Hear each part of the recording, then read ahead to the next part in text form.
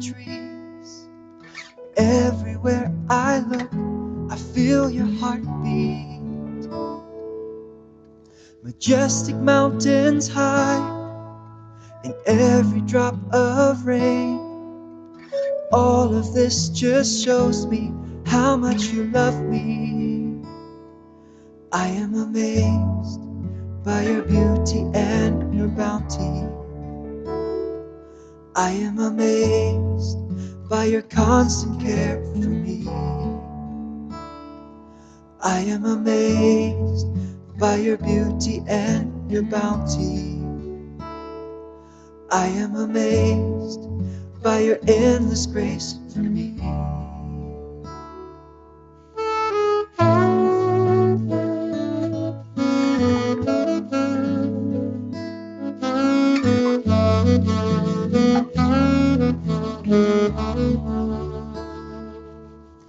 In every drop of dew, the rustling of the leaves, the chirping of the birds, a perfect symphony.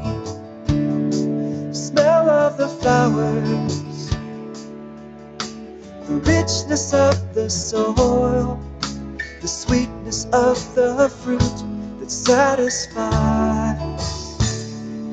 I am amazed by the symphony of your creation. I am amazed by your omnipresence.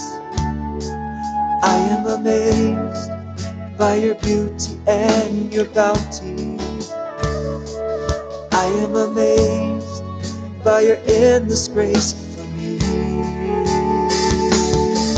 From a firefly to a shooting star, to the song a cricket sings, from the raging seas to the placid lakes, to the bubbling of the stream, from the rays I feel, from the rising sun to the stillness of the night. I am amazed by your beauty and your bounty. I am amazed by your constant love for me. I am amazed by your beauty and your bounty. I am amazed by your beauty and your bounty.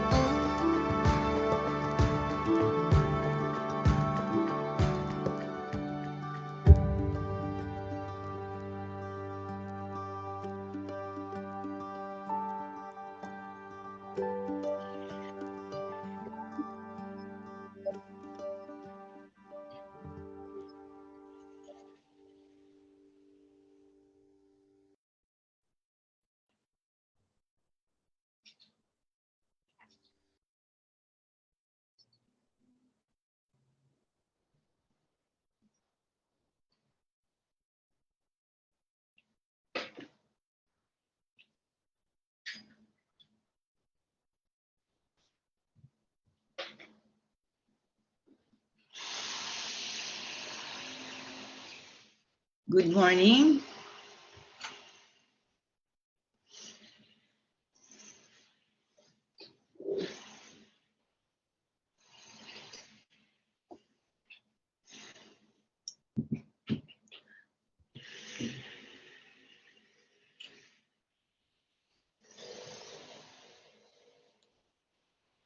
Good morning po. This is Sonia Mendoza. I'm with Mother Earth Foundation. Welcome to the 33rd episode of Stories for a Better Normal, Pandemic and Climate Pathways. Buwan na po ng Feb Ibig, and this is our regular Thursday date. Ang Stories po for a Better Normal ay nagsimula noong 2020 sa kalagitnaan ng general community quarantine as a way to make more people understand yung bill for better normal for the workplace, communities, and public spaces act of 2020 that seeks to establish safety measures and protocols as we adjust to the new normal in light of the COVID-19 pandemic. Kami po ay natutuwang makasama kayo sa programang ito para sa Better Normal, a weekly webinar in partnership with the Office of Deputy Speaker Lauren Legarda, the Climate Change Commission, with support from the Institute for Climate and Sustainable Cities, the Climate Reality Project Philippines, and Mother Earth Foundation. Please like, follow, and comment below so we can get to know each other better. Sa buong buwan ng Pebrero, iba't ibang uri ng pagmamahal ang ating pag-uusapan. Love for self, or self-care, for others, for nature, and our one and only planet, our Mother Earth. Ang topic ngayong araw ay waste segregation o ang paghihiwa-hiwalay ng ating mga basura mula sa ating mga bahay o lugar na pinagtatrabahuhan. Ika nga, basura ko, responsibilidad ko. Di ba ho may kasabihan na ang basurang itinapon mo, babalik din sa iyo. Kung mahal ninyo po ang inyong sarili at ang inyong komunidad, bakit ninyo gugustuhin ang malunod sa basura? Ang hindi pagsisegregate ng basura ay dahilan ng maraming problema na ating nararanasan ngayon. Una, ang pagbara ng ating mga estero na nakakadagdag sa pagbabaha. Ikalawa, ang pagdami ng mga basura sa ating karagatan tulad ng plastic na pumapatay sa mga ibon, mga isda at iba pang sea plants and animals. At ikatlo, ang challenge ng pagtugon sa food demand ng ating populasyon. Sa pamamagitan ng pagtatanim ng sariling pagkain na ginagamitan ng compost mula sa pagkain na bubulok at ating isinisegregate at ibinabaon sa lupa, maaari tayong magkaroon ng food sustainability. May tanong po ako sa mga nanonood ngayon. Ang waste segregation ba ay napapaloob sa isang batas? Ang sagot ay matunog na yes. Ang waste segregation at source ay isang requirement sa ilalim ng batas na iniakdang batas ni Deputy Speaker Legarda, ang RA 9003 or Ecological Solid Waste Management Act of 2000. Ibig sabihin, dapat itong pinapatupad sa lahat ng bahay, komunidad at iba-ibang establishments. If not, mananagot tayo sa batas. Ngayon pong panahon ng pandemya, lalo na kung naging mahalaga ang proper waste segregation upang mapigilan ang pagkalat ng virus. Ang waste segregation po ay unang hakbang o first step tungo sa better solid waste management at sustainability. Meron kayang tunay na nakakapag-segregate ng ayon sa Republic Act 9003 dito sa Pilipinas? Ang sagot ay matunog na yes din at kasama natin sila ngayong araw upang sagutin ang inyong mga katanungan tungkol sa waste segregation. At sana ang hiling ko after ng episode na ito ay magse-segregate na tayo. Source segregation po, kung saan nililikha ang basura, mag-segregate na po doon. Hindi pag napaghalo na at saka mag-waste segregation. Source segregation or segregation at source po. Maraming salamat. Thank you. Thank you very much, Tita Sonia. Good morning. And hello to all our viewers this morning on Stories for a Better Normal. Welcome to this 33rd episode. And ang topic nga natin, as you said, Tita Sonia, is very timely. Kagagaling lang natin noong January sa Zero Waste Month. At ngayon, we are seeing a strong movement towards zero waste. I would like to introduce the three ladies who are our guests today. And by the way, I should introduce myself. I'm Rachel Herrera po, one of the commissioners in the Climate Change Commission. And I'd like to thank you all for joining us this morning. We have three resource persons or guests today, all ladies. At Tita Sonia, ang ganda kasi they represent different sectors. We have a guest representing local governments and another one from the corporate sector, the business industries, and we have from the youth, estudyante po siya. So let's go to introduction of the guests. First, it's my honor to introduce Ms. Iza Nazal Habunal, Environmental and Transportation Coordinator and Acting City Agriculturist of Navotas City.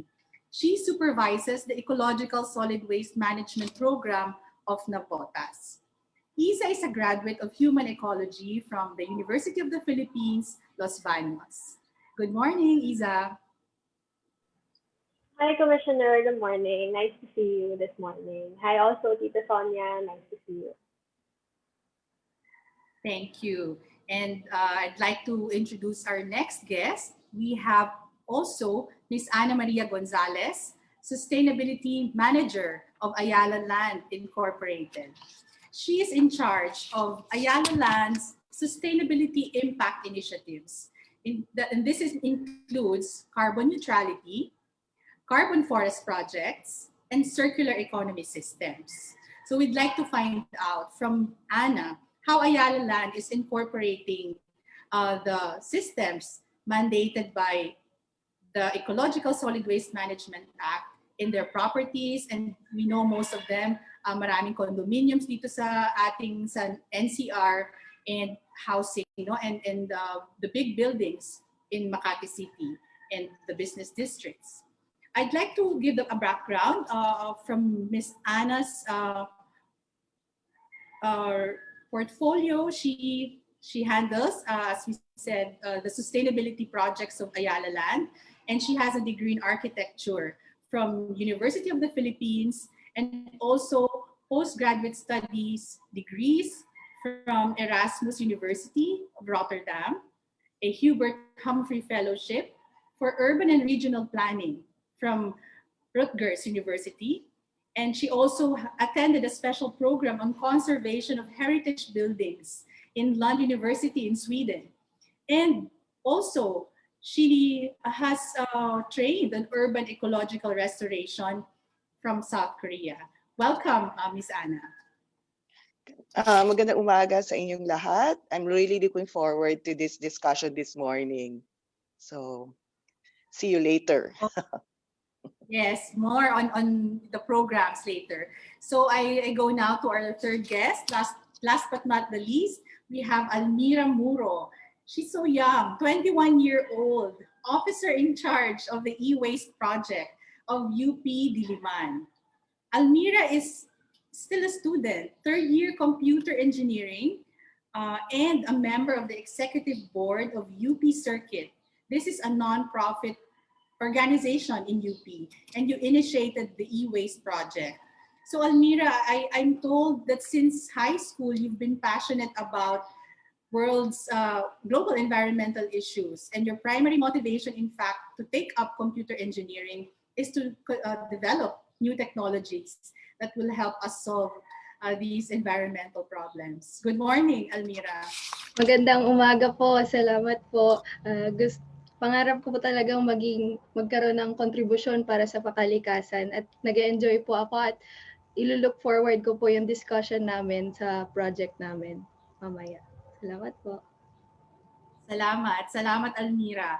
So thank you to our three guests. We'll follow the same order. If I could request Iza to come back to Iza. Kasi sa local government tayo, no, Navotas. And by the way, there's breaking news kahapon lang, no, about an accident in Navotas. So condolences to, I think there was a fatality, and we hope that the city is doing what it can do to help those affected. Yes, ma'am, we were very saddened nga about that incident. It was very sudden. And really, in the midst of a pandemic, no, we have this type of accident. So our heart goes out to the family of the fatality, and of course, those hospitalized because of the accident. But we're very hopeful that we could bounce back better from this. Yes, yes. Thank you for that. So just on the matter of public solid waste management, because you're very hands-on in the city, Tita Sonia, may questions tayong hinanda. No? I think may partnership po kayo, Mother Earth with the city. So tatanungin natin si Iza tungkol dyan, kung ano yung mga so far, no, successful yung accomplishments po ng program yun, yung tie-up ninyo, Bale. So what our people would really like to know more about, yung mga nakikinig sa atin, is paano nga ba tinuturo sa community ang pamamahala, no, at paghihiwalay, pagre-recycle at composting ng basura, at ano ba yung mga strategy nyo para maging malawak ito really at the level of not just of the household, but it's all over the city, no, the various barangays that you have. Nasusunod ba ng mga tao ang mga city rules on solid waste management? And I'd like to mention, we're focusing on that because this year, Tita Sonia and Iza, 2021 is the start of the UN decade on ecosystem restoration. So it's really important that we have not just the law, because the law was enacted 20 years ago and authored by Deputy Speaker Lauren Legarda when she was still in the Senate. She was the principal author and co-sponsor, and she would have wanted to be with us right now, but and she will try to catch up. So 20 years down the road, paano ba natin napapataas nga ang diversion rate? So sige Iza, magkwento ka siguro kung walang additional questions si Tita Sonia. Yeah, thank you for that, ma'am. Actually, later on in the presentation, we'll have a few details on that. But generally, I would say Mother Earth Foundation is very instrumental po dun sa success ng aming ecological solid waste management program. And I think this partnership between yung LGU Navotas at saka po yung Mother Earth Foundation is a testament that the government can act with its members of society, no, especially the non-government organizations.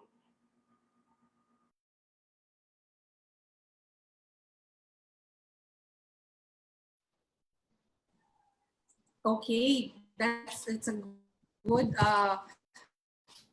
start to may partnerships kayo with NGOs.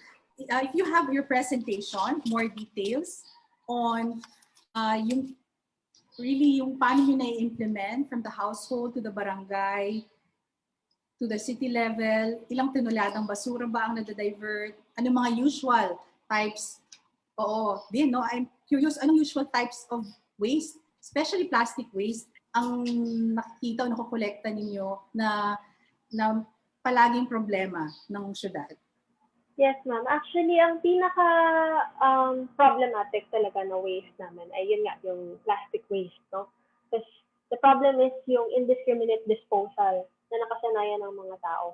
And I think with this ecological solid waste management program, and along with the establishment of materials recovery facilities, or yung MRF kung tawagin po natin, ito po yung isa sa mga malaking naging tulong, no, dun sa pagbago sa behavior ng mga tao. Dahil isa pa, tayo po ay nag-conduct ng door-to-door talaga. Syempre, nung wala pa pong pandemic, no, at hindi pa po delikado yung mga ganitong activities, tayo po ay nag-conduct ng door-to-door na survey. Unang-unang pong part yon ng ating solid waste management program. At ikalawa ay IEC campaign na rin na para ma-educate yung mga tao kung paano ba dapat ang tamang pagbubukod-bukod ng basura. At doon po talaga nagsimula. Doon sa pagbabahay-bahay, I guess, mas naging focus at mas naramdaman ng mga tao yung kanilang involvement, ika nga, doon po sa programa. So, allow me to launch na rin on that note yung aking presentation on the Ecological Solid Waste Management Program of the City of Navotas. May I request for the first slide, please? Thank you. Yeah. So again, this is the ESWMP, as we call it. And this figure na nakikita niyo po sa inyong screen, 63.05. So red na red, no? Ito po ay yung una naming rating sa Manila Bay Clean Up, Rehabilitation, Preservation Program of the DILG. Ito po yung unang-una naming rating dun sa kanilang assessment. It was actually a failing rate, I would admit. 63.05 because the passing rate was 70 and we were below it.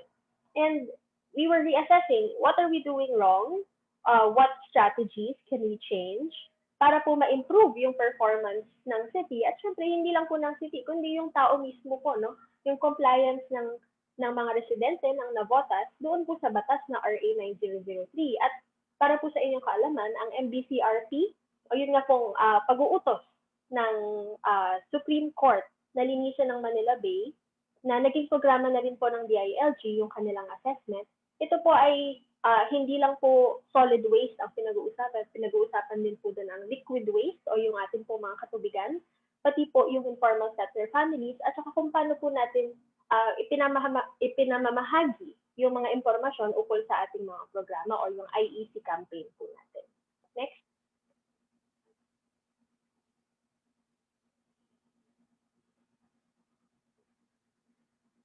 Ayan, so tulad nga po nung nabanggit ko kanina, Mother Earth Foundation was very instrumental, no? Kasi nung nga pong nakita namin na okay, we have a problem that we need to address, no? And it is our waste management problem. And so during that meeting po, it was actually eksakto po eh. Kasi that day, kakabalik ko lang po from Dumaguete. And what was in Dumaguete? It was one of the convergences of break free from plastic or the zero waste movement. And Mother Earth Foundation was present in that movement. And so, nagtanong po si Mayor, then Mayor John Ray Tiangco, kung ano ba yung pwede natin gawin, baka pwede tayong kumuha ng tutulong sa atin, no? Na makakapagbigay ng expert opinion sa kung ano yung pwede nating baguhin o gawin pa, i-improve sa ating solid waste management para sa susunod ay mas maging maganda na po ang ating performance. At dahil nga po ako'y fresh pa noon from the convergence, naalala ko, oo nga pala, ang Mother Earth Foundation ay expert on this and they actually expressed their interest noong sa Dumaguete po kami na tulungan po ang city. So, sinabi ko po kay Mayor noon na, Mayor, maybe we could ask for help from Mother Earth Foundation because they are also very willing and they express their interest. And so we did. No? Next slide.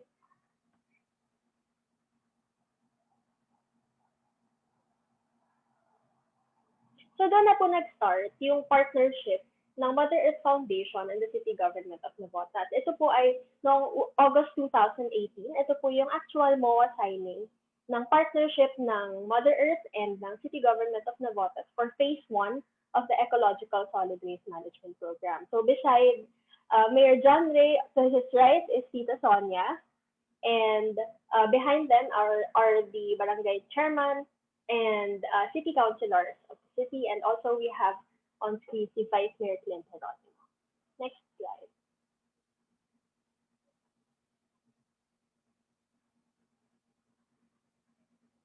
Ayan, so as I mentioned, we have two phases for the program, Phase 1 and Phase 2. So Phase 1 consists of green profiling. Ito po yung unang step, no, sa aming programa. So sabi ko nga po kanina, kami po ay talagang nag-door-to-door na survey o yung baseline survey kung tawagin para malaman kung ano ba ang kaalaman so far ng mga residente ng Navotas ukol sa tamang pagbubukod-bukod at pag-manage ng kanilang mga basura.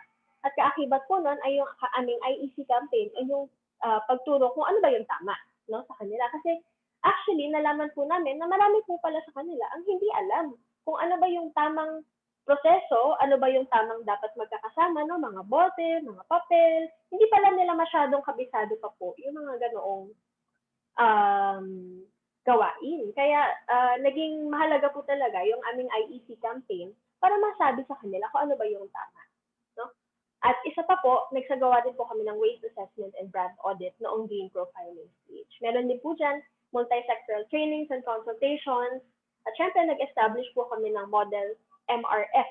So, syempre, hindi naman po namin kinaya agad-agad. At syempre, gusto rin namin na mag-focus muna sa isa. So, nag-establish po kami ng model MRF sa Barangay Bagong Bayan North na makikita niyo po later. Meron din po kaming dry run and evaluation and revision of systems kasi this is more on a trial and error po eh. Yun nga po, since hindi, marami pa po sa aming residente yung hindi pa pala alam yung kung anong dapat gawin na naaayon sa batas, ay meron pong dapat mga baguhin sa sistema para mas maging akma po sa kanilang mga pangangailangan. At syempre, nag-full implementation din po kami dun sa aming model barangay and nag-monitor and enforce ng penal provision. So, nung una po, dry run, wala mo ng penalties. Pero after that, nung kabisado na nila, then nag-implement po kami ng actual penal provision. For phase 2 naman po, we are targeting to establish MRF for all the barangays na. Kasi ang ginagawa po sa ibang barangays ay composting and yung materials recovery system or yung MRS. Nagpa-partner po sila with junk shops para po ma-divert yung kanilang waste. Ang target rin po natin for phase 2 ay makapag-implement na fully no, sa lahat ng barangays. Kasi sa ngayon, lahat po ng barangays ay nag-i-implement, pero meron pong certain purok at sitio na kung saan po nandoon yung programa. So ang balak po natin gawin ay gawing full scale na po yung implementation phase 2.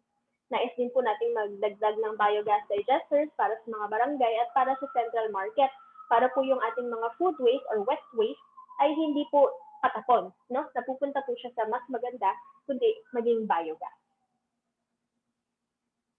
Next. So I'll be showing you a few photos of the program.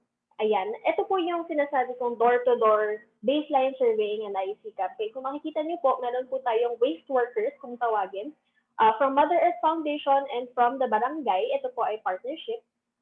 So, kita niyo po, meron po silang hawak ng mga leaflets, mga IEC materials, at syempre yung kanilang survey materials. Next.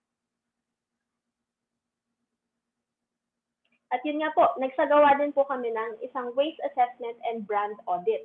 Actually, ginawa po ito sa lahat ng barangay. Inikot po natin yan. At makikita niyo po sa photo, yan po ay mga tauhan ng barangay at Mother Earth, kasama po si Mayor John Ray at the time.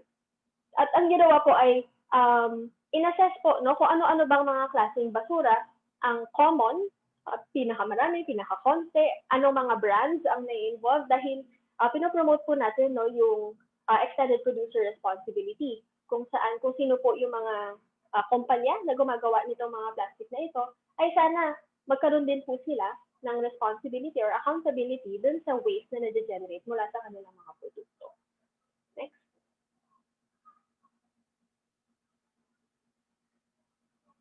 At ito naman po yung sinasabi kong model MRF na aming nagawa. Ito po ay sa Bagong Bayan North. So kung makikita niyo po, recycled materials or upcycled materials po yung ginamit. Marami rin po dyan ay reduced. So ito po yung unang-unang MRF na masasabi naming fully compliant dun sa RA 9003. Kompleto po yan. Meron po yan composting area, no? 4 chambers po yan. Meron po yung bukod-bukod na lalagyan para sa iba't ibang klaseng basura. So, ito po talaga yung nag-jumpstart kung saan na-inspire din yung ibang barangays na gumaya at mas pagandahin pa yung mga existing nilang MRF. So, dati naman po kaming may MRF, no? Pero ito talaga yung masasabi mong fully compliant sa RA 9003. Next. Ayan, ito naman po yung dry run nung aming implementation. Kung makikita nyo po, hindi po truck ng basura ang ginagamit para magkolekta ng basura dun sa mga areas kung saan nga po namin ini-implement itong sistema ito, kundi mga push cart po. Bakit? Dahil door-to-door po ang segregation. Ang gagawin po ay pupunta po yung ating waste worker or yung collector, either from barangay, meron po silang daladalang cart, at meron po silang daladalang mga sako.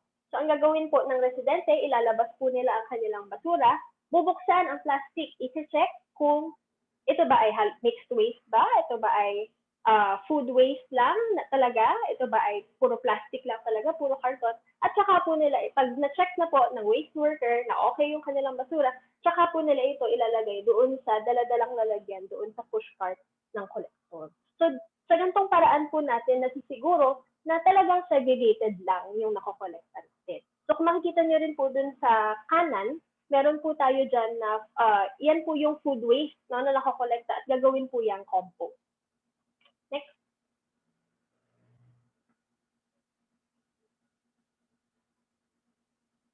Ayan, ito naman po yung isa sa mga gimmick na naisip ng ating mga barangay. No? So ito po ay sa barangay Navotas East in Navotas City.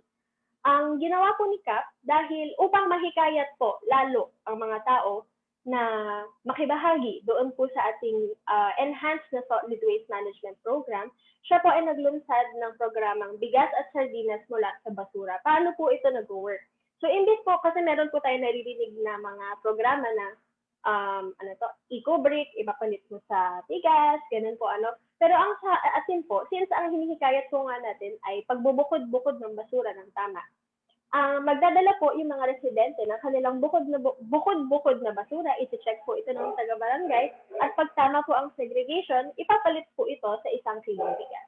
At napaka-successful po ng programa dahil ang ginawa rin po, hindi po binibili ng barangay yung bigas, hindi po ito galing sa budget ng barangay.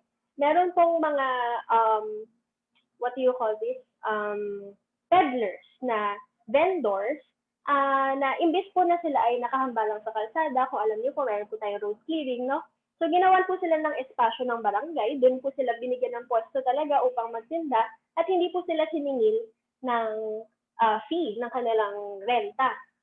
Instead, nag-request po si CAP na sila ay mag-donate ng bigas para dun sa programa, kung ano man po yung mag-aang sa kanilang kalooban. So, nakikita niyo po na circular lang yung nangyayari, no? At very sustainable po yung program. Next. Ayan, ito naman po, isa lang po sa mga initiatives nitong COVID-19 pandemic. Sinama po ng Navotas yung ating garbage collectors at waste workers sa pagbibigay ng 500 pesos per day na hazard pay. Dahil hindi po natin kinakalimutan yung kanilang mahalagang role dun po sa ating ginagawang pagharap sa pandemya, at of course, dun nga po sa pagsasaayos ng ating waste management.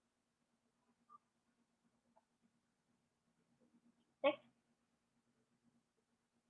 At ito na nga po, ang good news. So finally, after the first rating that I showed you, that 63.05 was in 2017, at in 2020, shortly after, tayo po ay nakakuha ng rating na 97 sa Solid Waste Management Program, doon po sa same programa po ng DILG. At ang ating pong average rating ay 96.7%.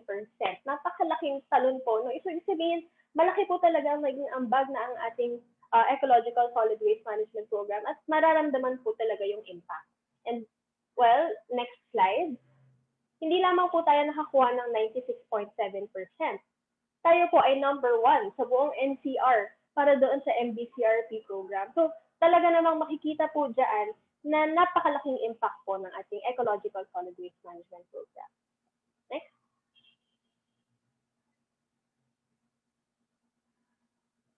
So, yun lang po. I'll leave you with this na since yun nga po sinasabi namin na the system is not perfect, it is marami pa pong kailangan gawin, marami pa pong kailangan ayusin. Pero sabi nga po ni Desmond Tutu, do your little bit of good where you are. It's those little bits of good put together that overwhelm the world.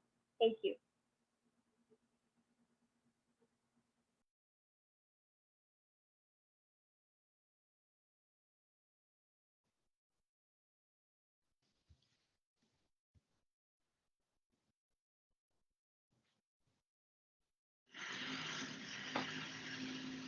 Ang galing, Isa. Ang galing ng Navotas. Congratulations. Congratulations and thank you also, Tita, to Mother Earth Foundation. Talagang napakalaking tulong po talaga sa amin. Thank you. Thank you so much, Iza. Hindi lang a little good, no? It's a lot of good that what the city has done and what you have done in leading this solid waste management program for Navotas. Nakita natin, no, madali ang malinaw ang pagkakasaad sa batas kung paano siya gagawin, pero yung pag-implement, doon na yung detalye, doon na yung challenges, and really you've been so strategic sa pag unite. I guess that's there's no other word for it. It's really focus and the mindset led by the city chief executive, the mayor, and assigning someone as passionate and competent as you to lead the program. So hindi siya pwedeng basta-basta na lang ipaubaya lang or i-disseminate. Kailangan nga talagang turuan at gabayan ng mga tao na kaya siyang gawin at kung paano. Yes, ma'am. I agree. Yun talaga yung naging takeaway namin from the program eh. Kasi tipid mo, ma'am, year 2000 yung batas, and then it was 2017 or 2018 when we started. Pero parang hindi pa rin alam ng mga tao pala na ito yung dapat. So, yun talaga, ma'am, yung naging jumping point ng city government. Talagang ituro dun sa mga tao kung ano yung dapat. Na surprisingly ay hindi kulang pa pala sa pagpapaalala. Okay, so mukhang continuing process siya. Lalong dumadami ang mga tao natin, and it's our urban areas now are being challenged all the more because of the pandemic. Marami nga tayong mas nagagamit daw, no, na disposables dahil sa consideration. Unfortunately. Pero siguro mababalanse din yan, and for the long term we should look for solutions. Thank you so much. Isa talagang pinakamaganda sa batas ni Senator Lauren it's a decentralization of solid waste management. Hindi pwede yung ginagawa natin ngayon centralized. Decentralization to the smallest unit of government, which is the barangay. Kasi mas kokonti ang basura ng isang barangay compared to a city. So mas madali mong i-manage. Yun ang nami-miss talaga ng maraming local governments. Maraming salamat. Yes, maraming salamat, Iza. And I think it's now our time to listen to our next guest, Ana Maria Gonzalez, Ma'am of Ayala Land. Ma'am, kayo po yung in charge ng sustainability management of the whole company. And we know it's a company yes. in the country. So thank you for your time again today. Gusto lang po namin malaman kung paano nyo pinapatupad, no, ang ecological solid waste management sa mga commercial and residential developments po ng Ayala Land. At kung ano po yung mga initiatives nyo. Oo. Sige, actually yung aking ikikwento sa inyo ay isang bahagi or isang malaking bahagi nga ng aming waste management system sa kumpanya. Siguro clarify ko lang, kahit na ako ay ang sustainability manager ng Ayala Land, ang bawat unit sa amin ay meron din sarili-sarili nilang sustainability team. So, ganun namin pinapatupad ang mga sustainability initiatives sa kumpanya. Kasi naniniwala naman kami na alam niyo naman ang ating sitwasyon sa kalikasan, sa sustainability, ay hindi kaya ng iisang tao lamang or iisang team. So, mamaya ipapakita ko sa inyo kung paano namin ginagawa yung isang malaki at mahalagang bahagi ng aming waste management program. So, ipapakita na ba yung slide?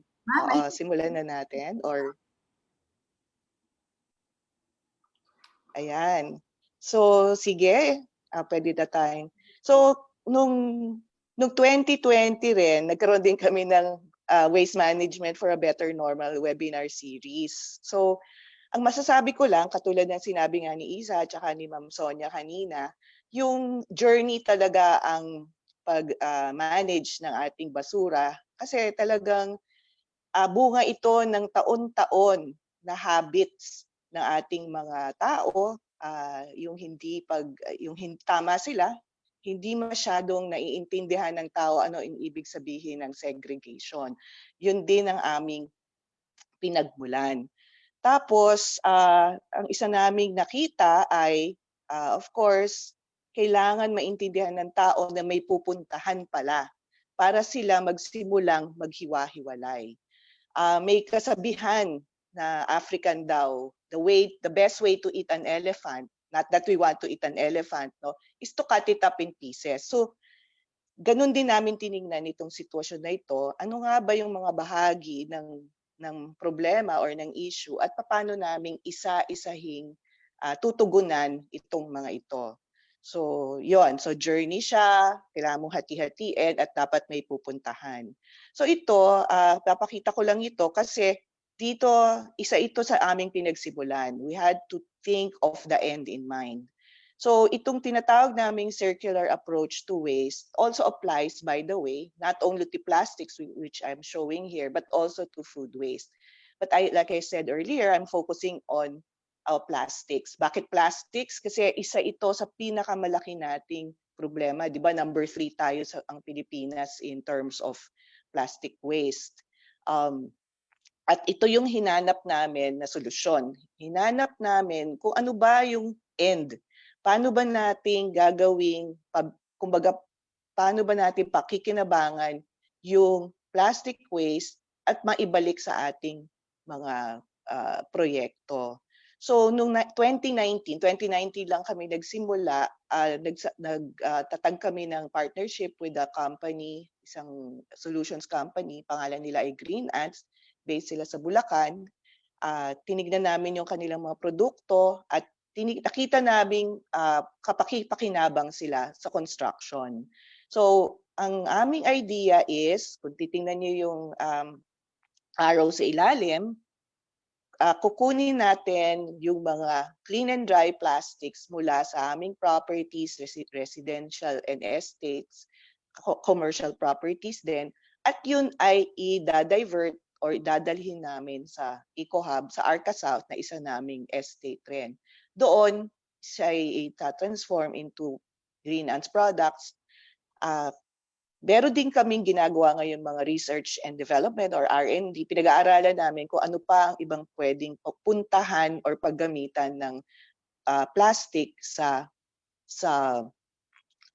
construction. So magmula nung 2019 hanggang ngayon, mga 70 tons na yung na-divert natin. Parang konti, di ba? Pero pag-iisipin mo na kung gaano kagaan ang plastic, ang 70 tons na yan ay talagang siguro mga mahigit na 1,000 square meters na pinupuno ng plastic yan. So yung 32 tons na yan, kahit nagkaroon ng pandemic, ay naigamit namin sa aming mga proyekto. So tapos meron pa kaming paggagamitan in 2021. So ito lang, papakita ko lang, siguro para rin pasalamatan silang lahat for having faith in the product. So ito yung aming mga brands, Alveo, Avida, Amaya, at yung Ayala Land Estates. Kung mag-iikot kayo ngayon sa Makati CBD, doon sa May de la Costa, makikita ninyo yung mga pavers doon ay may, kumbaga, hinaluan ng plastic sa loob at yun yung pinaggamitan nitong plastics na nakolekta sa kanila. Pati yung aming resort sa El Nido, gumagamit na rin. Yung AC Energy na isang renewable energy company rin, gumagamit din sila. At salamat din po dito rin sa 3 kumpanya na ito, Globe Telecom, Maxis at McDonald's. Sorry sa pagpa-plug pero gusto ko talaga silang pasalamatan kasi hindi ho ganun kadali actually mag-transform nitong clean and dry plastics na ito. So yun yung aming gustong buuin na kwento. Saan manggagaling yung plastic at ano yung dapat gawin. So okay, nilabas pala natin to. So dito rin kami nagsimula.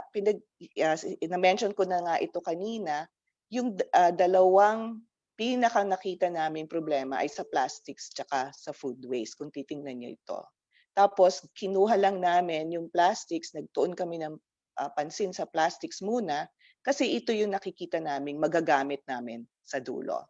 Ganun din yung sa food waste. Pero plastics lang muna tayo ngayon, and we can apply the same principle para doon sa food waste at doon sa iba pang mga basura natin. Okay? So sa susunod, next slide please. Okay, so mention ko nga kanina, noong 2019, sinimula namin yung Green Ants Eco Hub. At ito yung isang sagot namin dun sa isang concern na lagi namin nakakaharap dati. Share ko lang sa inyo, we did some initial surveys in 2018 and 2019. Pinagtuunan na namin ng pansin yung sitwasyon ng segregation. Ika nga kanina, hindi pala naiintindihan ng tao yung segregation. Pero minabuti na rin naming itanong ang mga taong nagsesegregate. Tinanong namin sa kanila, una, bakit kayo nagsesegregate? Kasi yun yung clue natin kung paano natin i-motivate yung iba ng pagsesegregate. So, yung mga nagsesegregate na, tama kayo, meron na silang pagkakaintindi at pagmamahal para sa environment. So, ang tanong naman namin doon sa hindi nagsesegregate, bakit? Kasi hindi nga siya convenient at nalilito sila. So yon. Tapos, nalaman din namin na yung mga nagsisegregate ay tumigil sa pagsisegregate kasi nakikita nga daw nila na kapag katapos nila isegregate ay hindi naman din pinagsasama-sama na lang din ulit ng mga basurero. So parang nawawalan sila ng loob dahil yung pinaghirapan nila ay pinaghahalo-halo ulit. So kaya namin naisip, sige, gawa nga tayo ng isang destinasyon, kahit isa lang muna, na kung saan dadalhan ng isang klase dun sa mga categories ng basura na sigurado at parang maiintindihan ng individual na yung kanyang paghihirap ay may patutunguhan. So ang una namin din ginawa ay nagkaroon kami ng employee engagement. Bukod dito sa tinatawag naming clean and dry plastic collection drive pala, hindi ko na napakita dito, meron kaming tuloy-tuloy na pakikipag-ugnayan, of course, sa employees, dahil para mapaintindi sa kanila kung ano yung proper segregation. Kumbaga, mas dinalian namin yung pag-segregate. Tapos, actually, we focus on two things. One was on food waste, kasi kumakain ng tao palagi. Yung isa, sa plastic waste. So natuloy-tuloy namin yung clean and dry plastic collection drive kahit na nitong pandemya, kasi sa work from home napapansin talaga nila na dumadami na yung plastic sa online shopping, sa kaka-order. So ito yung aming pinagtuunan ng pansin during the pandemic. So parang marami kaming mga drives. Ito ang aming ine-emphasize, lagi namin sinasabi, it's easy as 1, 2, 3. At kung titingnan ninyo ito, it just involves setting up a box, and then cleaning and drying them. Yung iba, hinuhugasan talaga nila at sinasampay, tapos nilalagay nila sa bag. So yung step 3 lang, sabi namin, dalhin ninyo sa opisina kung saan yung HR namin, nino-note kung ano yung kanilang dala-dala, tapos pinapamalita sa buong opisina. Tapos, pwede rin nilang dalhin doon sa aming drop-off points. Mamaya i-share ko kung nasan pa yung mga drop-off points. Ang mahalaga dito actually, yung measurement at yung nakikita nila na na-acknowledge yung kanilang pagdadala ng plastics. So next slide please. Gusto ko lang i-share din, meron din kaming noong 2019, nung normal pa, meron kaming monthly audits para tingnan, binubuksan namin talaga lahat ng basurahan sa mga opisina para tingnan kung may halo or hindi. Pag may halo, may minus points sila. So we just try to make it as fun and as parang, as fun and as light as possible. Hindi parang huhulihin pa namin sila. It's more like, sige, pag nagawa nyo to, you will be acknowledged. So this is also pre-COVID. Aside from the employees who we think are very important, because if we want others to do it, we should be able to say that Ayala Land employees or Ayala Group of Companies employees are doing it.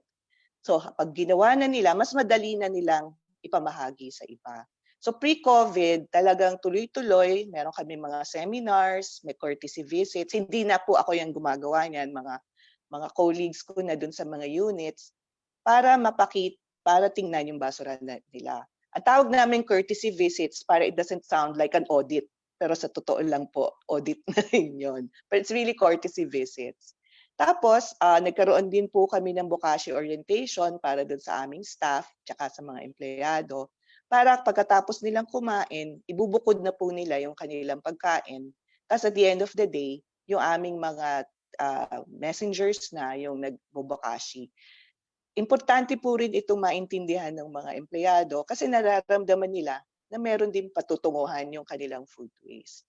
So, doon po sa building namin, meron kaming plastic grinder, tapos ginamit din po namin yung eco-pavers doon sa composting area. At dahil maraming nag-work from home ngayon, hindi na masyadong ganun karami ang aming food waste sa opisina. Next slide, please. Yan. So ito ngayon yung gusto kong pagtuunan ng pansin. Kaya namin tinatawag na spreading the habit kasi kung kami lang po ang gagawa nito, wala ho siyang impact. Pero nagtayo po kami ng drop-off points para rin ma-inspire yung ibang mga tao na magbukod-bukod ng kanilang plastics at malaman nila na may patutunguhan ang kanilang plastics. So nagsimula po kami sa isa muna, this was in 2019, tapos naging dalawa siya agad sa Salcedo Market, yung isa sa Makati City, yung isa po doon mismo sa Sunshine Mall, malapit sa Eco Hub namin. At tuwing Sabado lang po ito. Ngayon, tinatanong kami palagi, bakit hindi na lang kayo maglagay ng bin, tas doon ilalagay, tas araw-araw? Sabi, napansin din namin na kapag mag-iiwan ka lang ng bin, tas kahit ilagay mo, sabi nga namin, kahit lakihan mo pa yung drawing, lakihan mo yung numero, kahit na anong gawin ninyo, meron pa rin magtatapon ng hindi clean and dry plastic doon sa bin. So, itong mga clean and dry plastic drop-offs namin are really our way of educating people as well. So, these are manned, meaning may nagbabantay. Para pagdating ng plastic doon, bubuksan nila kapag may nahalong hindi dapat, kunyari, meron tsokolate pa yung isang lalagyan, ibinabalik sa kanila politely. So, that way, natututo yung mga tao na, okay, hindi pala dapat gawin ito. So, yun yung parang aming ambag dito sa movement na ito. So far, marami-rami po kami ring na kokolekta sa drop-offs at the good news is, karamihan po talaga sa kanila ay malinis. At ito po yung dinadala namin dun sa Eco Hub sa Arca South at dun din sa planta ng Green Ant sa Bulacan. At ito yung ginagawang construction materials. So ngayon po, nag-aaral din kami ng iba pang pamamaraan kung paano pa namin maparami. So halimbawa, meron din kami mga precast na pinag-aaralan. Sa asphalt din po, tinitingnan din namin kung ano yung application. So tuloy-tuloy po yung aming pag-aaral. So, diyan po nagtatapos ang aking munting sharing ngayong umaga. So sana po meron kayong napulot at kung meron pang katanungan, just feel free to ask. Thank you so much, Ma'am Ana. And can I just say na holistic talaga yung approach na ginagamit ninyo. So from the knowledge that you have, pinapamahagi ninyo sa mga empleyado ninyo, and then you are also spreading out to partners, tapping collaboration, opportunities. May mga binanggit kayong kumpanya, okay lang po yun. Kasi kung totoo naman and you vouch that they are effective or committed partners that are helping Ayala Land promote sustainability and ecological solid waste management. So we support that. Ma'am, can I just say, I also have seen yung drop-off points ninyo sa Salcedo Market pag Saturday at nakakalagay din po kami doon. And salamat. Oo, may mga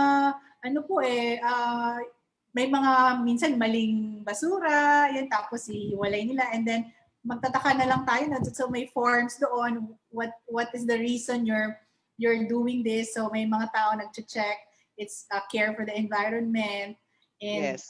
anong klaseng plastic yung dala nila. And it's really an effort. Kasi hindi naman yata taga doon lahat yung mga nagdadala ng plastic waste.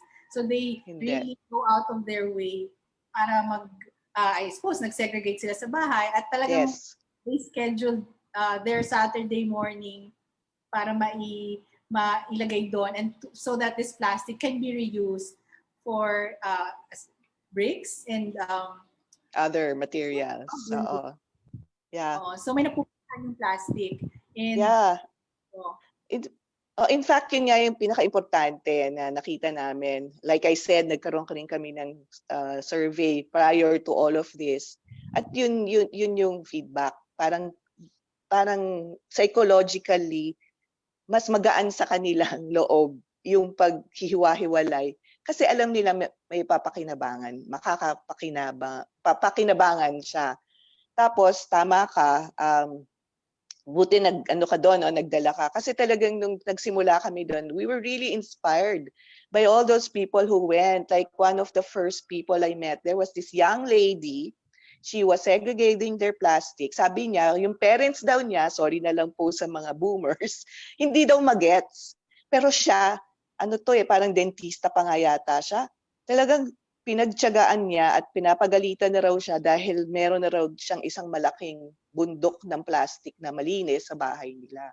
So kailangan lang talagang baguhin yung pananaw eh. Hindi ito basura, malinis ito. At ito yung may patutunguhan nito. Better to bring it to the eco-hub than bringing it to the landfill kung saan wala nang mangyayari sa kanya. Or worse, baka makarating pa siya sa ilog o sa dagat. So yung ganong pananaw, I think is very, very good. At nakikita namin yan dun sa mga nagdadala sa aming mga drop-off points. So sana supportahan nyo rin kasi as you can see, hindi po rin siya, sabi nga namin may cost. May cost talaga ang proper management of waste. So itong mga taong ito, makikita ninyo, they bother to actually set them aside. They bother to take time. And that is the type of persons that we need to be. Lahat tayo dapat maging ganun eh. Meron tayong pakialam, meron tayong care, meron tayong pagmamahal para sa sa kalikasan. At saka sabi nga namin, mahalin nyo na rin yung basura ninyo. Kasi pag minahal nyo siya, talagang hihiwa-hiwalayin mo siya. Hindi mo siya basta itatapon lang. Kasi maghahanap ka talaga ng patutunguhan ng bawat butil ng yung basura. In the end, dahil nga you bother to segregate it, I think for some people who have reported back to us, nakita rin nila kumokonti na yung basura nila. Kasi nagiging mas smart na sila sa choices nila sa pagpamimili. Doon sa iba naman, dahil dinadala na nila yung plastics nila sa aming drop-off points, nangangalahati actually ang kanilang basura. Kapag nag-compost pa sila, siguro mga 1/3 na lang yung matitirang basura nila sa bahay. So they don't need to bring out their garbage every day. Siguro once a week na lang, yung iba once a month. Kasi nga, yung kanilang basura siguro kasya na sa isang maliit na bag. So ito yung end in mind na gusto nating marating. So hopefully, nakakatulong itong aming initiatives na ito. yes, ma'am. May gusto lang akong sagutin doon sa nabanggit nyo. No? It's really good when you see visually yung amount of plastic na napoproduce mo bilang isang tao or sa isang household. 3 kayo, 4, 5, and gabundok yung plastic. You become more conscious of your choices. At yun ang gusto sana nating as you said, spread the habit in your family, in your neighborhood, na we have to be conscious consumers at we have power to change decisions of producers, importers of plastic. Kasi ma'am, we have to point out, no, hindi pa lahat ng plastic ay pantay-pantay. Yung nare-recycle lang na plastic, I'm sure ang nagagamit lang po na plastic ninyo for recycling into eco-bricks are a certain type or thickness or quality. Kung masyado siyang manipis na plastic or kung worse, foam siya, yun yung common na tawag natin, no? Hindi siya marirecycle eh. Kaya yung mga sobrang nipis na plastic o masyado nang madumi, tama ba ako, Tita Sonia? Tama po ba ito? O hindi siya kayang linisin or ang cost ng paglinis niya ay higit pa sa pag-produce, yun yung Totoo. malamang ang papatunguhan ng plastic na yon ay sa dagat, sa kanal, at sa landfill. And these are destroying our marine life, at dito yung problema rin sa pagbaha, pag matindi yung mga pag-ulan. Kaya po, yun, kailangan maintindihan din ng mga tao yung natin lahat, ano yung mga klase ng plastic, pag binili ko ba itong balot ng anong produkto ito, na ginagamit ko sa bahay, o kung may isa plastic at isa papel, alin ang bibilihin ko. So yun yung mga ng consumer na lahat naman tayo ay dumadaan sa ganung weighing our choices. We are about to spend our money on some. Opo. Yeah, that's a good Tita point. Sonia? Katulad namin, hindi kami tumatanggap ng PVC tsaka ng PPE. So talagang, yun ang marami ngayon, no? PPEs, PVC. Oo. Opo. Sige po. So, thank you so much, Ma'am Ana. Sige. Now, Tita Sonia, ano po, we can call our third guest. We can now listen to our young environmentalist, Almira Muro, of the E-Waste Project. Almira, just tell us about this project at kung paano yung experience ninyo sa campus, mga kabataan na nabanggit nga ni Ma'am Ana earlier na mas mulat yata, no? Yun ang impression ko na mas porsigido ang mga batang mag-segregate at maging sustainable sa lifestyle. Totoo ba to? And how do you see it or experience it in the UP, for example? Na-amaze po ako na yung organisasyon po nga namin ay pinatupad itong The E-Waste Project kasi kung iisipin po natin yung mga e-waste po natin ay hindi po masyadong kasi bago lang po siya, kakapasok pa lang natin sa digital world noon. So ayun po, magsimula na po tayo sa sa ating para ma-introduce po namin kung ano yung The E-Waste Project. Ayun, sige po. So magandang sige, ano po? Curious kami kasi ang dami nating mga sirang, mga wire, kable. Kasama ba yan sa presentation mo? Yes po, yes. Power bank, ayan. Opo. Sige. Sige po, simula na po. Muli po, maganda pong araw sa inyo lahat. Salamat po sa inyong pag-anyaya sa The E-Waste Project upang makapagbahagi rin kami ng aming ginagawa para sa kalikasan. So magpapakilala muna po kami. Next, kami po ang UP Circuit. Kami po ay isang academic organization na nakabase sa UP Diliman Electrical and Electronics Engineering Institute o EEI. Kami po ang nagsimula ng The E-Waste Projects. Bilang simula po, ano nga po ba ang e-waste? Next po. Marami po sa atin sa mga bahay ay may cellphone, may TV, may ref, may computer, yung mga kable na sinabi ni Ma'am kanina. Ito pong mga gadgets na to, hindi po sila panghabang buhay nagagana. Kalaunan po ay masisira ito at di na natin magagamit. Pag nangyari po yun, e-waste na po ang tawag natin dito. Sa mga electronic devices po natin o packaging ito, makikita po natin yung simbolo kanina na may X tas bin. Ang sinasabi niyan sa atin ay huwag po nating itapon ng mga e-waste sa ating mga basurahan. Pero bakit nga ba hindi dapat natin ito tinatapon sa mga basurahan nating pang-araw-araw? Next, dahil sa mga e-waste na to ay nagko-contain po ng toxic substances. Ito po yan. Next po. Yan. So hindi ko na po iisa-isahin kung bakit o ano pong masama dyan sa mga substances na yan. Pero ang dapat pong nating malaman bilang mamamayan ay pag tinapon po natin o hinalo natin yung e-waste natin sa mga pangkaraniwang basura natin, itong mga substances na ito ay magli-leak at hahalo sa hangin na pwede nating mahinga.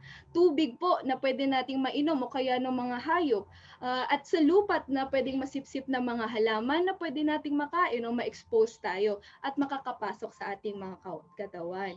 So, next po, hindi lang ito usapang pangkalikasan po, ngunit usapang pangkalusugan din po, kagaya po ng ibang mga disposal problems natin dito sa bansa.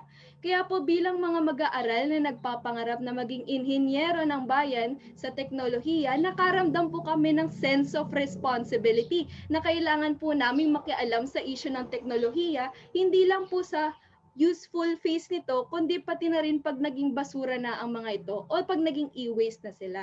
Kaya po sa UP Circuit, sinumulan po namin ang The E-Waste Project noong 2012. Isa po itong buong taong kampanya para makapagpahayag sa mga tao ang lumalaking problema ng e-waste. So ano nga po ba ang ginagawa namin sa The E-Waste Project? Tatlo po yan, spread awareness, collection drive, at saka mga donasyon. So noong nagsisimula pa lang po ang The E-Waste Project, naglilibot po kami ng UP na may kariton. Next po.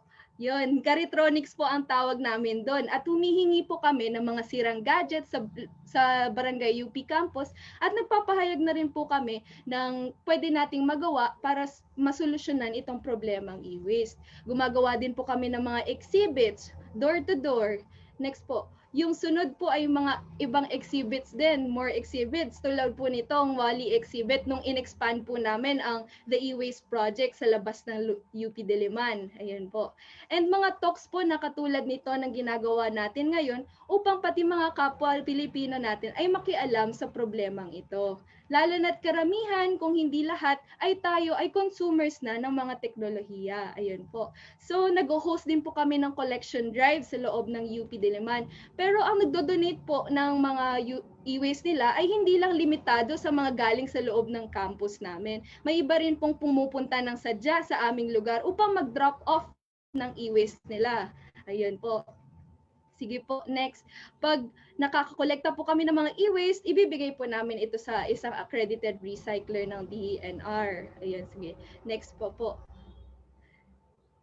Yung tawag po dun sa accredited recycler na po na yun ay EnviroCycle. Ito po sa susunod po na yan. So, nire-recycle po nila yung mga e-waste. Kung tutusin po kasi, lahat naman po sa loob ng gadgets natin ay mare-recycle. Glass, yung LED, yung copper, yung steel, lahat po yan pwedeng magamit ulit at pwedeng magamit paggawa ng bagong gadgets. So, kapalit po ng mga e-waste na naibibigay namin sa EnviroCycle, magkakaroon po kami ng funds o pera. So, saan po pumupunta yung mga funds na ito? Binibigay po namin ito sa mga beneficiaries namin o tumutulong kami sa pag-promote ng computer literacy.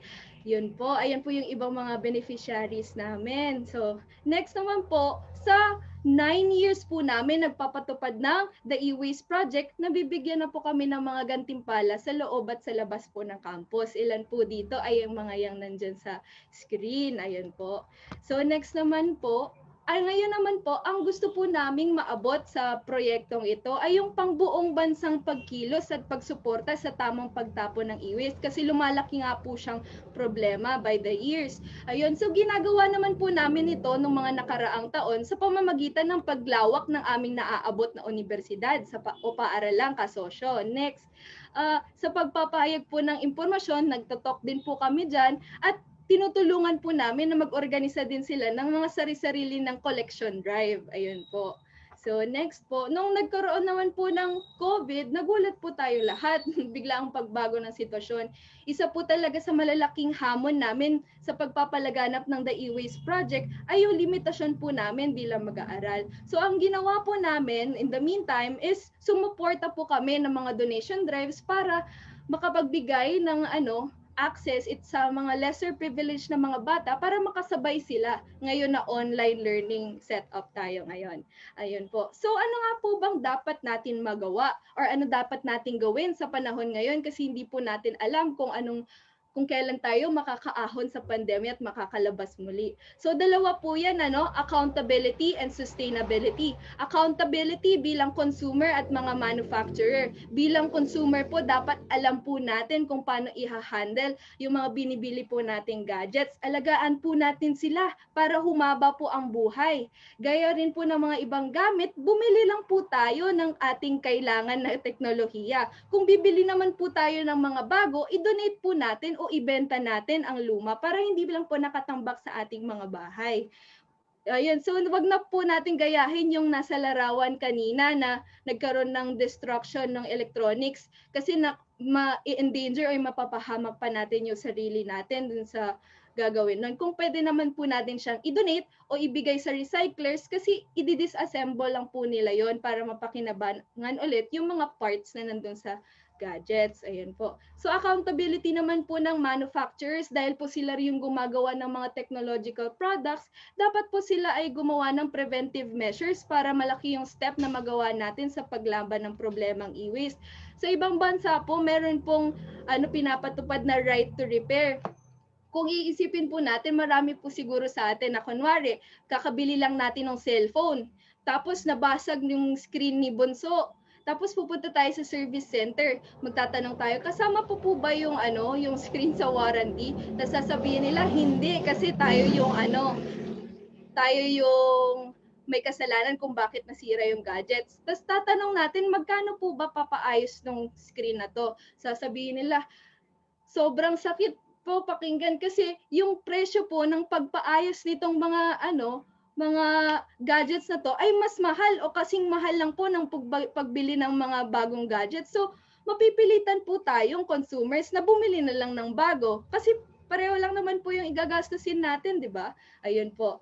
Tapos, masyado po siguro hahaba kung sasabihin ko pa kung ano pang pwedeng gawin ng pero ang bottom line lang po kasi nito ay lahat po dapat tayo ay makialam kasi lahat po tayo consumers at lahat po tayo naaapektuhan. Ayun po. So sa sustainability naman po, ngayon na alam na po natin ang e-waste, tas alam po natin kung paano natin siya masusolusyonan, i-sustain po natin sa ating mga sarili ang mga na natutunan natin. Gawin po natin siyang lifestyle. Ayun. Gawin po nating priority ang pagbili ng sustainable gadgets na magtatagal sa ating mga buhay at mababa yung mga carbon emissions. Kaya minumungkahi po namin sa inyo ng mga nakikinig, lalo na po sa mga tumatangkilik ng The E-Waste Project na maglinis po tayo ng bahay. Ipunin po, ipagsama-sama po natin yung mga e-waste na sa loob ng bahay. Linisin po natin at i-disinfect. Ilagay po natin sa malilinis na lalagyan. At ipadala po natin sa mga drives na kagaya ng ginagawa namin o kaya naman po diretso na po dun sa mga recyclers na accredited ng DENR. Ito po yung contact details nila. Sige po, yung last po. Yeah. So ngayon pong 2021, gustong-gusto po at pinaplano po naming magkaroon ng collection drive ulit sa mid-year, June to July. Gagawin po namin ng lahat ng makakaya ng student powers namin upang maging daan ulit kami para sa tamang lugar natin mapunta yung mga e-waste natin. So naniniwala po kami na kailangan talaga na ngayon more than ever na ang pagpalakas ng ating pagkamulat sa problemang e-waste. Ngunit kahit po kami sa The E-Waste Project ay nagbibigay po ng paraan upang mag-dispose ng maayos ang e-waste, hindi po kami ang permanenteng solusyon sa problemang e-waste. Kaya po nang sinabi ko kanina, accountability and sustainability, lifestyle changes and collective effort po natin to push improvement to the disposal system ang makapagbibigay po ng solusyon sa problemang ito. Ayun po. So, sama-sama po natin at hawak kamay po nating solusyonan ang ating problema sa e-waste. Yun lang naman. Maraming salamat, Almira. Napakaganda ng presentation mo. Salamat po. Oo.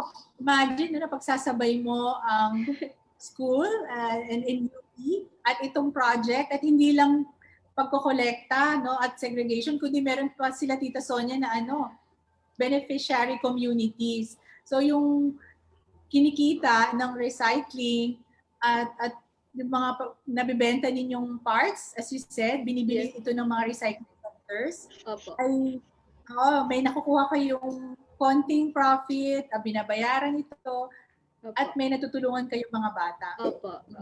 Ganun po. Ang galing. Oo, tama ka. Napakasaya At po saka gawin to eh. Ay, sige po. Ano po yun? Napakagandang example ng ginagawa nyo dahil kabataan ang gumagawa nito dahil kayo rin naman ang pinakamaraming gamit ng e-waste. No? So, sana makita ng mga magulang ninyo, tsaka yung mga tita na kailangan pangalagaan din yung waste kasi marami din sila mga cellphones, laptops, kung ano-ano, pero hindi nila alam na ito ay nakakasama sa kapaligiran kapag hindi nila pinangalagaan yung waste na nalilikha nito. Congratulations sa Almira. Yes po. Salamat po. Nag-enjoy po kami sa ginagawa namin kaya po maliit na bagay lang po sa pag Dapat enjoy talaga. Dapat enjoy kayo para hindi kayo magsawa. Yes. Oo. Yan po. Siguro hingin natin ulit yung drop-off centers ng e-waste project. Itong slide mo ba, Yes. dito nyo dinadala ang mga nakukolekta. Pero kung ako ay meron akong naipong mga e-waste galing sa bahay, saan namin pwedeng dalhin? Yun po ipapadala po natin sa sa Enviro Cycles. Dito po yung yun po yung pinapadala namin. No, pag gumagawa po kami ng e-waste, tinatawagan po namin sila para dalhin yung truck nila. Pero yun nga po yung problema pag tayong mga pangkaraniwang mamamayan ay wala tayong parang kumbaga local e-waste bins sa ating mga Kaya maganda din po siguro siyang i-implement sa mga, sabi niyo po kanina, yung mga maliliit na komunidad sa barangay po para malagay po ng mga mamamayan doon yung mga e-waste nila. Tapos yung gobyerno na po yung magkokolekta tapos ilalagay po sa recycling centers.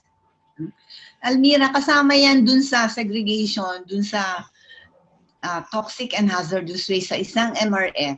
Nakahiwalay yung mga yan. So, dapat kinukolekta yan doon ng mga treatment companies like yung HMR. Punta na ako dyan sa planta ng HMR eh. Ayun. Oo. Yes. Oo. Tsaka especially po, maliban sa ibang klaseng basura, ito kasing e-waste, talagang it symbolizes the circular economy. Tama po ba, Tita Sonia at Almira? Kasi yes. Magunitin ulit. Yes, oo. Nahinukay sa lupa, so mga minerals and elements, ginawang isang product that can be used using technology. Tapos pag hindi na gumagana, possibly software or hardware, hindi naman tama na matatambak lang siya sa landfill kasi very useful pa rin siya eh. Dapat siya hiwa-hiwalayin to the smallest particle na pwede siyang isegregate and still to be reused. So talagang yung loop, hindi siya mamamatay lang sa landfill. It can still be reused up to n number of times. Parang yung pagkakaintindi, no? So it's a feedback loop of production, use, and then so in that way, less resources from the earth. Kasi gagamitin na lang siya ulit. Yes, yun po. Na sasayang. Ano talaga yan eh, yung collection, yung segregation. Thank you so much, Almira. At hingi kami ng tulong. Ano po? Nawala po yun. Tita Sonia, you were saying? Yeah, sabi ko talagang importante dyan pa rin ay segregation at source para hindi siya marumihan ng mga pagkain o kung ano-ano man. At saka collection. Kasi pag hindi ninyo kinulect, marami akong nakikitang mga bata na sinusunog nila yung mga wires para kasi makuha nila yung precious metal. So, napaka-toxic. So, maganda yung ginagawa niya.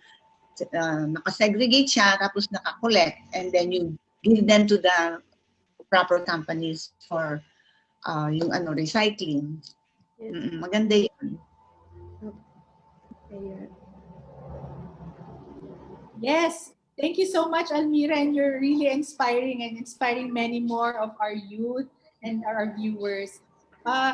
Bigyan natin ng mga ilang minuto, batiin lang namin yung mga viewers na may mga comments. We have viewers from Manila, Mandaluyong, Antique, the home province of Deputy Speaker Loren Legarda. Meron din po from Rome, Italy, at may taga Dubai at all over the country. So may message si Darwin Gabriel, do not throw any plastic materials in the sea. It may cause climate change that may affect our planet Earth and cause damage. And he says we are all responsible to preserve our natural resources safe and clean for our future generations. Miss Maya Amador, nakaka-amaze na sana sa lahat ng cities in Metro Manila daw. So, Navotas is a model, and so congratulations, Miss Iza. From Miss Mary Grace Draper, congratulations and thank you po, Miss Iza and City of Navotas. Estelle Piensenaves sent a comment, people should understand meaning of segregation at source. Miss Maya Amador, Ayala Land and Green Ants have diverted 55,000 kilos of plastic equivalent to waste generated by 220,000 people in a day. They have also produced 173 pieces of eco products, enough to build 50 classrooms covering 60 square meters each. Ang galing, ang galing. 220,000 people in a day na generated waste, yun ang naggamit na-recycle ng Ayala Land and Green Ants.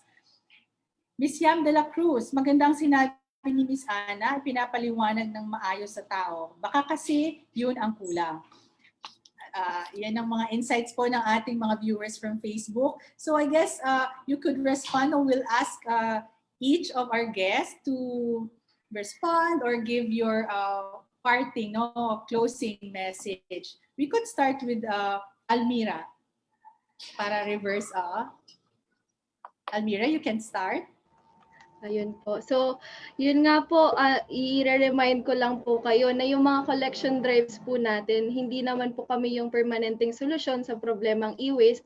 Gaya kaninang sinabi ko, accountability and sustainability, yung lifestyle changes po natin, personal at saka yung mga collective effort po natin, ang magiging solusyon para maging maayos o magiging improved yung disposal system natin. Kaya po, sama-sama po natin at hawak kamay po natin solusyonan ang mga problemang e-waste at iba pang mga disposal problems natin sa bansa. Ayun po. Thank you, Almira. And Miss Ana Maria Gonzalez. Hi, oo. Well, thank you. That was really inspiring. Nakakatuwa rin pakinggan yung dalawa pang speakers. Tsaka of course si Ma'am Sonia. Ito lang yung masasabi ko. Una, you just start.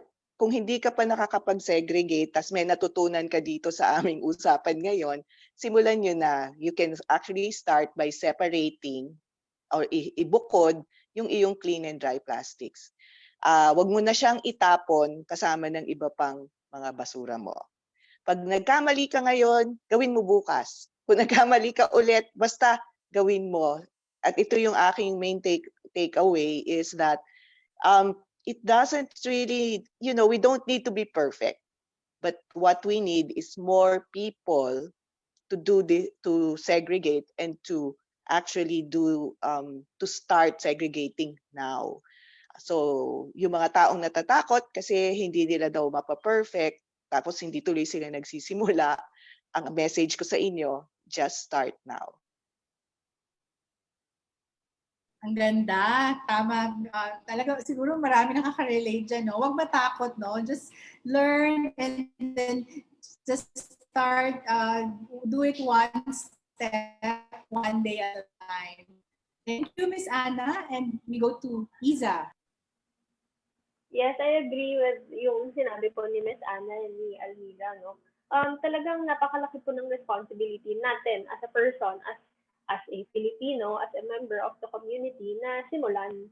Kasi kung hindi natin sisimulan, hindi po magiging effective kahit ano pa pong programa yung ibinibigay sa atin. No? So I think, isa pa po, kung tayo po ay practitioner na at meron na po tayong sarili-sariling initiatives, at tila na-discourage po tayo dahil hindi natin nakikita na nagiging successful yung ating maliit na ambag, then I think we should call on our government. As me, as someone from the government, I think you should you should call on your government, your local government, your barangay, even the national government. There are many ways to call on people in power to actually implement. No? At hindi naman yan kailangan sarilihin ng government. Tulad nga po ng sinabi namin kanina, yung LGU na Botas, hindi po namin iti-take yung credit for yung entire credit for the success of the program. It's really a collaboration between the NGO Mother Foundation, between us, and of course the members of our community na nakiisa na talagang para maging successful yung program. So yun po, kailangan po talaga hand in hand nating i-solve itong waste management crisis na kinakaharap natin. Thank you. Thank you, Ms. Iza. So you're emphasizing dapat we're engaged and we collaborate with those who have the knowledge, and tulong-tulong talaga ito, hindi kaya ng isa lang. So I guess I would like to call Tita Sonia Mendoza, veteran in this field of ecological solid waste management. Tita, kayo pa yata ang nagsulong nito, no? Sinuportahan ito sa Congress para ito ay naipasa. So Tita Sonia. Oo, malalaman na tuloy yung edad ko dyan. Okay lang. So, binabati ko yung lahat ng mga guests natin. Ang gagaling, no? Si Almira, isa siyang napakabatang environmentalist. Tama-tama yung inyong e-waste project. At si Ana Maria Gonzalez ng Ayala Land. Marami na kayong na-divert. At saka si Iza ng Navotas City. Binabati ko kayong lahat sa inyong magandang mga panukala. Ngayon, explain ko ng konti yung source segregation. Ano? Source segregation is ibig sabihin kung saan mo nilikha yung basura, ibukod mo na siya doon. Hindi yung ilalagay mo yung pinagbalatan ng gulay, tirang pagkain sa isang basurahan, tapos saka ka magsasegregate. In a way, that's waste segregation. Pero hindi po yun ang hinihingi ng ating batas.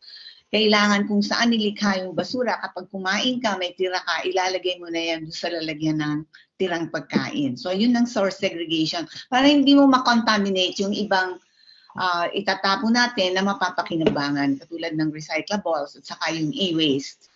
Ngayon, yung ating mga ginagamit na plastic, sana iwasan na natin, reduce our use of plastics like yung bottled water, magdala tayo ng water bottle. Sa Mother Earth po, bawal po kami bumili ng bottled water. Yung paggamit ng straws, plastic cups, cutleries, mga stirrers, lalo na po yung plastic bag o paper bag. Hindi po namin sinusulong na paper bag ang gamitin nyo pampalit ng plastic bag. Dapat po reusable bags na gawa ng mga indigenous materials, yung katsa o lumang punda, lumang tela, at saka yung mga bayong. Hindi po yung eco bags na gawa rin sa plastic. Kasi pag napunit ito, plastic pa rin yon at hindi pa rin siya magbabiodegradate, hindi pa rin siya mabubulok. So, una po yung reduce, reuse, and recycle. So, congratulations sa lahat ng guests. Sana po ipagpatuloy natin ang ating ginagawa at sana dun sa ano ng Ayala Land ay magkaroon si Ana Marie kayo ng mga dagdag na paalala na huwag nang gumamit ng straw, huwag nang gumamit ng bottled water, yung mga ganun po para ma-reduce yung use of plastic. Kasi nadadivert din po natin yan, pero kapag hindi natin binawasan yung paggamit ng mga yan, ay tuloy-tuloy lang po ang manufacture din ng mga problematic plastic products. So, yun lang po at maraming salamat muli ay pagpatuloy natin yung panunood nitong weekly Stories for a Better Normal ng office ni DSL Lauren Legarda. Salamat. Maraming salamat. Pero bago po tayo mag-final close, please allow us to share also our advocacy sa Climate Change Commission. Of course, we're advocating for our people to adapt to the impacts of climate change dahil nga vulnerable tayo dahil sa ating location at dahil sa warming of the earth, and these are causing imbalances in the climate, kaya may extreme weather and so on, at apektado po yung mga sector natin. So one way really of helping our everyone adjust to the impacts of climate change is embracing itong sustainability, sustainable consumption and production. Kaya napaka-importante po ng topic na ito at hihingi namin din ang tulong ninyo sa ating guests at yung mga nanonood po. Sana po this year, sama nating isulong ang isang national legislation para ipagbawal ang mga hindi naman kailangan ng mga plastic at yung mga meron namang alternative na tulad ng binanggit ni Ma'am Sonia. So, yung mga plastic naman na mukhang hindi pa masyadong kayang palitan dahil masyadong mahal or hindi mahanap ng source, maybe we can start looking at or developing commercial alternatives. So, hingi po tayo ng tulong ng mga scientists natin para dyan. But really, our focus is having a national policy now na mababawasan po ang paggamit ng plastic at lalo ng single-use plastic sa mga bahay at mga opisina at sa komunidad. Dahil po sa inyong lahat, your experts, you're immersed in the actual practice of ecological solid waste management. We're lucky to have you this morning. So we end this live stream. We will flash on the screen your contact information para po sa mga bahay at community na who will need more information, kasama na yung aming opisina. So we invite our viewers to continue sending photos of your sustainability practices, your journey towards climate action, your stories, so as we can further develop future episodes of this weekly show hosted by Deputy Speaker Lauren Legarda. So we'll see you next week for another episode again on Thursday. Please keep safe and stay healthy. Let us take care of each other and the planet. Maraming salamat po at isang luntiang umaga sa ating lahat.